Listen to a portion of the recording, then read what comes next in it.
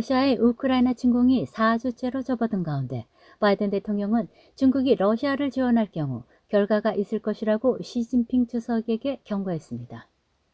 18일 미중 정상이 화상으로 만나 2시간가량 진행된 정상회담에서 바이든 대통령은 중국이 우크라이나 도시와 민간인을 잔혹하게 공격하는 러시아에 물질적 지원을 제공할 경우 받게 될 영향과 결과에 대해 설명했다고 백악관이 밝혔습니다.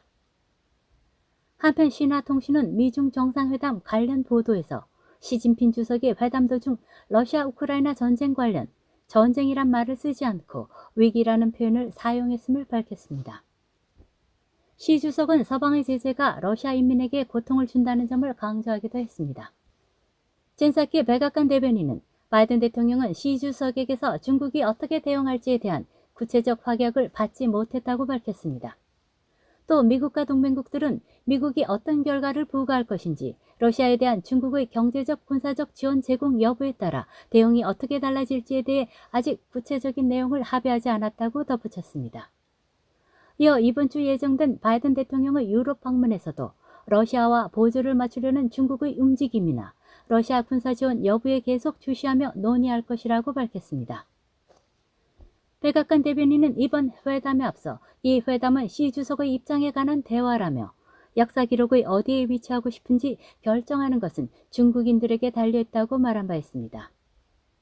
바이든이 이번 회담을 우크라이나 전쟁 문제와 러시아와의 관계 전반에 대해 시진핑이 어떤 입장인지 평가하는 기회로 삼을 것임을 분명히 한 것입니다.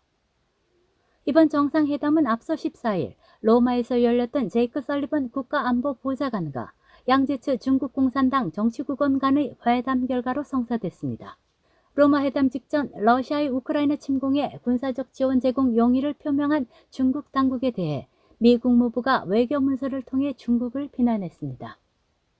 유럽연합 지도부 또한 중국이 러시아의 군사 지원을 고려하고 있다는 매우 신뢰할 만한 증거를 발견했다고 밝힌 바 있습니다.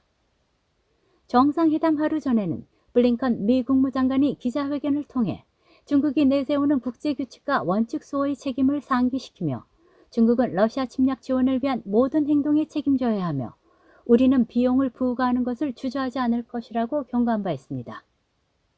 앞서 지난 16일 바이든 대통령은 우크라이나 전쟁을 일으킨 푸틴 대통령에 대해 처음으로 전범이라고 호칭했습니다.